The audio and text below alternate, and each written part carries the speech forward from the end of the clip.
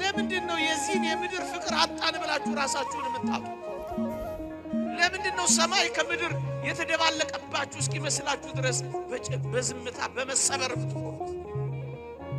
ወገኖቼ እንኳን የኔና የናንተ አንድ ሁለት ሶስት ሰው በደል ቀርቶ የዓለሙ ሁሉ በደል ፍቅሩን እንዳለወጠበት አላያችሁ? ታባህሎት ብዝት ኃጢአት በየትበዝ ጸጋ እግዚአብሔር ኃጢአት በበዛችበት የእግዚአብሔር ጸጋ እንደበዛች አልሰማችሁ? የሚወድና የሚያፈቅር አምላክ እንዳላችሁ ድምፁን አትሰሙትም? እኛን በማፍቀር የሚኖር አምላክ እያለ ለምን ራሳችንን በመጥላት እንኖራለን? ስለኛ የተሰቀለ አምላክ እያለ እኛ ገመድ ላይ መንጠልጠል ይገባናል? የተወደዳችሁ ክርስቲያኖች የሞተልን አምላክ እያለ እኛ ራሳችንን መግደል ይገባል? መራራ ሐሞት የተጎነጨ ጌታ እያለ መርዝ መጠጣት ይገባል? እውነት መነጋገር ከተባለ ዲያብሎስን ከሚያህል አውሬና ሽፍታ ካዳነን በኋላ እናንተም ሽፍታ ትጠሩ የለ? እናንተም አጋሽ ትጠሩ የለ?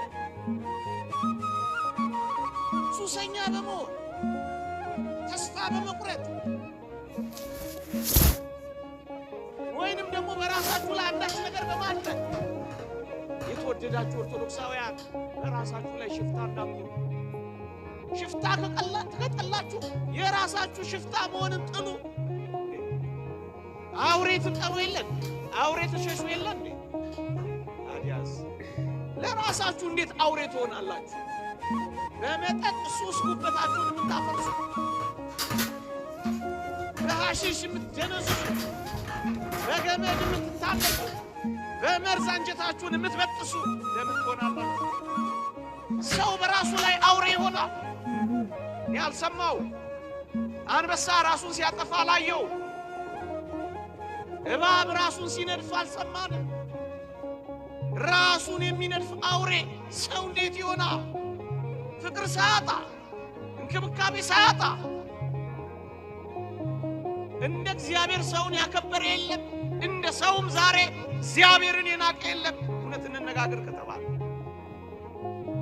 በዘላለም ፍቅር የሚወድ አምላክ እያለ ሰው እንዴት ራሱን ይጠላል? ሰው እንዴት ራሱን ዋጋ ያሳጣል? ዓለም ዋጋ ካሳጣችሁ እውነት ነው ብለን እንዳታስቡ። የዓለም መመዘኛ ሌላ ነው።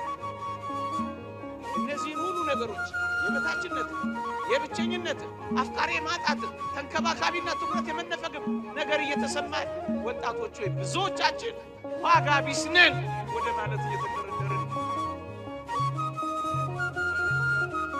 እኔማ ዋጋ ቢስ ነኝ ምን ዋጋ አለኝ? ብዙዎቻችን እንዲህ አይነት ድምፅ ማሰማት የምር እንነጋገር ከተባለ ዋጋችንን ማንወቀው፣ ዋጋ ተለጥፎበት ዋጋውን የማያውቅ እንደ ሰው ማና እንደ ቡቲክ ዋጋ ተለጥፎብሃል አለ እንዴ?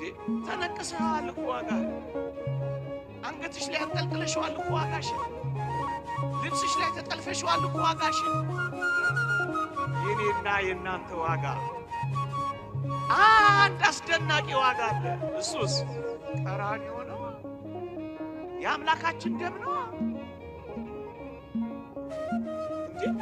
ዋጋ ቢስ ነኝ ማለት አሳፍር ማሳዝን።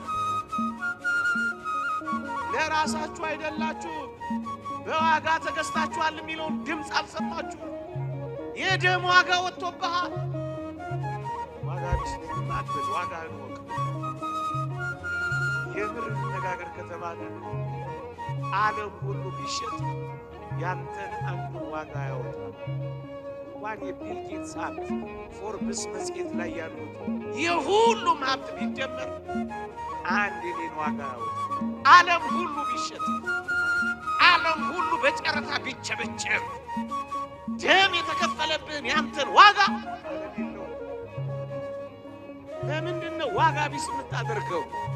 ለምንድነው ዋጋ እንደሌለ ውስጥ የሚሰማ? ዋጋህንማ ወቀው፣ ዋጋህ ቀራንዮ ነው። ይልቅ የተከፈለልህን ዋጋ የወጣብህን ውድ አታርክስ። አንተ ልዩ ዋጋ ነው ያለ፣ ከኤመራልድ በላይ ከእንቁ በላይ ከወርቅ በላይ